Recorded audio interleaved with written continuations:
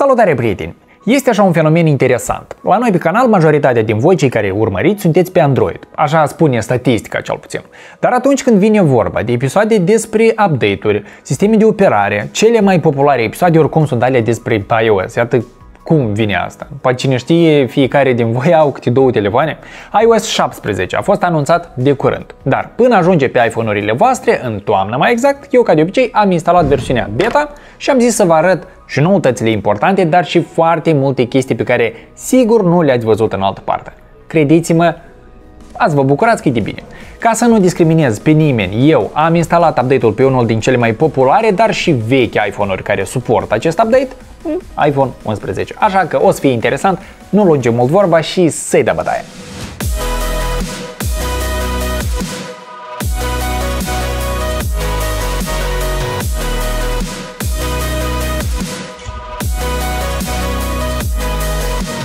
O noutate importantă despre care mulți nu-și dau seama e că Apple oferă deja acces deschis către beta oricărui posesor de iPhone. Nu mai trebuie să cumperi abonament de dezvoltator, profile hăcuite și așa mai departe. Intri pe site-ul developerapple.com, te loghezi cu contul tău Apple și confirmi că vrei să participi în programul beta. Apoi mergi la setări în secțiunea Updates și vei găsi un punct nou, Beta Updates. Alegi iOS 17 și descarci. În continuare, insist să nu o faci pe telefonul tău de bază, căci există bug-uri oricum. Noul update va putea fi descarcat începând cu iPhone 10s, iPhone 10R și toate mai sus. Dacă privești acest video deja toamna, începem cu noutățile vizibile. Apple a adus customizarea de pe lock screen la contacte. Aici, apropo de ani buni, nu au mai apărut update-uri, așa că întreaga pagina a contactului arată diferit. Pentru fiecare poți crea mai multe stiluri. Evident, îi poți adăuga o fotografie, iar sistemul o va decupa, o va prelucra, îi va pune efect de adâncime ca să pară mai cool. Schimbi fontul, culoarea, deci cred că ați înțeles ideea. Îi poți adăuga un emoji sau pur și simplu numele mașcat, așa ca pentru chiori. Faza e că exact asta o poți face și pentru tine. Aici la contacte,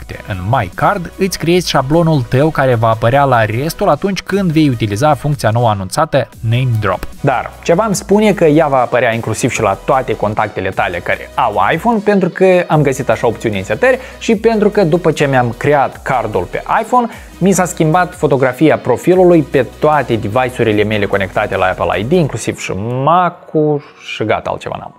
Cu referire la ecranul de blocare, aici avem încă și mai multă libertate, pe bune, ăsta deja e peste Android. Pe lângă wallpaper noi, aici la planete au mai apărut câteva și arată super tare. Pentru o oră deja poți schimba nu doar culoarea, fontul, dar chiar și grosimea și o chestie foarte tare, poți seta fotografii live pe post de wallpaper, astfel că de fiecare dată când aprinzi ecranul vei avea o animație super tare. Apropo, fotografiile live făcute de pe un iOS mai vechi nu merg deocamdată. Widgeturile interactive sunt o altă noutate care trebuia să fie încă de anul trecut, pentru că astea de pe iOS 16 nu stare utile. Acum dezvoltatorii au posibilitatea de a adăuga orice buton sau acțiune din aplicație direct pe widget. Asta înseamnă că, de exemplu, la Apple Music ori Spotify să ai butoane de control direct în widget, la contacte poți customiza chiar butoanele pentru fiecare widget în parte, mai pe scurt, asta salvează tare multe apăsări. Tot așa vom cheltui mai puțin timp și atunci când căutăm vreo setare. Dacă acum din Spotlight cauți, de exemplu, Wi-Fi sau oricare alt punct din meniu, vei avea acces imediat și la butonul de pornire-oprire, fără să trebuiască să intri manual în setări și să faci apăsări în plus. Asta chiar ușurează interacțiunea cu telefonul. Încă o noutate legată de eficiență. Știți toate codurile alea scurte care îți vin pentru aprobarea unei tranzacții bancare sau a unei logări și devin enervanti că ele tot se adună și se adună în căsuța de mesaje. Ei bine, acum, dacă intri la setări,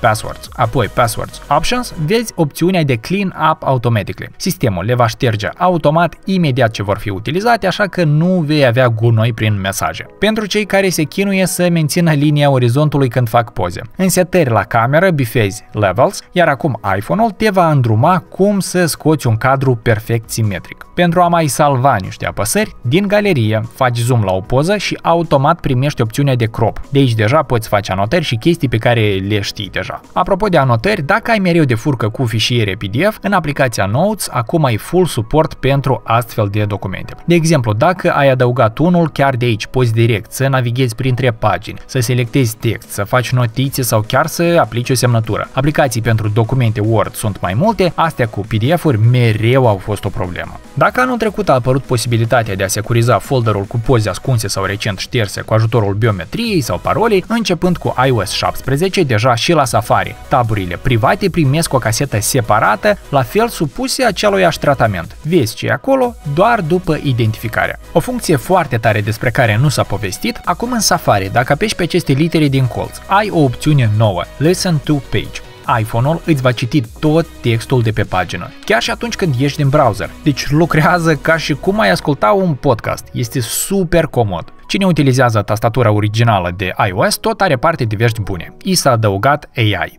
Apple nu prea a menționat de AI așa cum a făcut-o Google la prezentări. We've been applying AI to make AI first, generative AI, third AI, deploying AI, finally rigorously tested AI with AI. Dar el aici este. Sunt predicții mult mai bune a cuvintelor, chiar și în limba română. Avem mai nou posibilitatea de a scrie prin swipe-uri, la fel ca la SwiftKey sau tastatura Gboard și încă o chestie pe care am observat-o, dar nu cred că au menționat-o. Dictarea în limba română este rapidă în continuare, dar parcă este mai exactă la cuvinte și la semne de punctuație. Tare aș fi vrut ca AI-ul să învețe și un pic de limba română vocală, dar nu deocamdată. În schimb, dacă intri la opțiuni Siri, deja poți rosti comenzile vocale fără să mai spui Hey Siri. Doar Siri, how's the weather și el înțelege contextul. Pentru cine utilizează iMessage sunt și aici ceva noutăți, unele minore, cum ar fi de exemplu să faci reply doar printr-un swipe la mesaj sau altele foarte tari. Sub acest plus au fost grupate toate posibilitățile iMessage de până acum cândva înșirate. Așa e mult mai comod. O noutate de-a dreptul complexă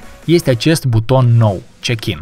Deci, odată trimis interlocutorului, acesta va primi automat o notificare când ajungi la o locație indicată. Dacă pe traseu te oprești și nu dai semne de viață, va trebui să răspunzi pentru a confirma că e totul ok cu tine. Iar dacă și se întâmplă ceva, interlocutorul va primi ca mesaj toată informația legată de traseul tău. Asta este super tare pentru mamele care nu pot dormi noaptea până nu știu că a ajuns copilul și e tot ok, dar și în general, e utilă chestie. Din update-uri distractive avem un nou tab Stickers, aici poți stoca stickerele făcute de tine, fie le faci din emoji sau dai un plus și le extragi din poze. Și mai ușor, din galerie este să menții apăsat pe subiectul unei fotografii, apeși Add Sticker și ele vor apărea în acest compartiment. Tare sper că până la urmă să ne dea voie să le utilizăm și în alte aplicații de Messenger. Un update important pentru sănătatea mea mentală și veșnica durere de suflet este legată de AirPods-uri. Toți cei care au două device-uri probabil s-au întâlnit nu odată cu bug-uri enervante, când AirPods-urile nu se mută imediat de la un device la altul. La prezentare, Apple a anunțat un transfer de conexiune între device-uri îmbunătățit și eu nu prea am atras mare atenție că ei în fiecare an spun asta. Dar, fraților, se pare că anul ăsta în sfârșit s-a rezolvat. Pe iOS 17, AirPods-urile se mută automat, instantaneu, nici măcar o secundă nu aștepți. Nu există deconectări aleatorii când ridici receptorul și chestii din astea. Mai mult decât atât, chiar și pe iPhone 11 lucrează perfect. Aleluia! Alte noutăți legate de AirPods și iOS 17. Există opțiunea de a pune microfonul pe mute în timpul apelului. Acum, toate generațiile au deja optimizarea încărcării, adică le încarcă până la 80%, apoi încetișor pentru a nu strica bateria.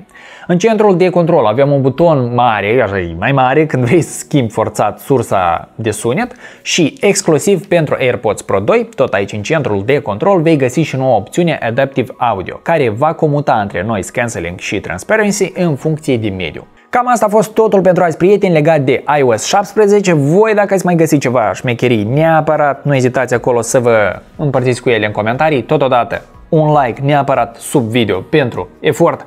Cu voi a fost Vicu. Toate bune!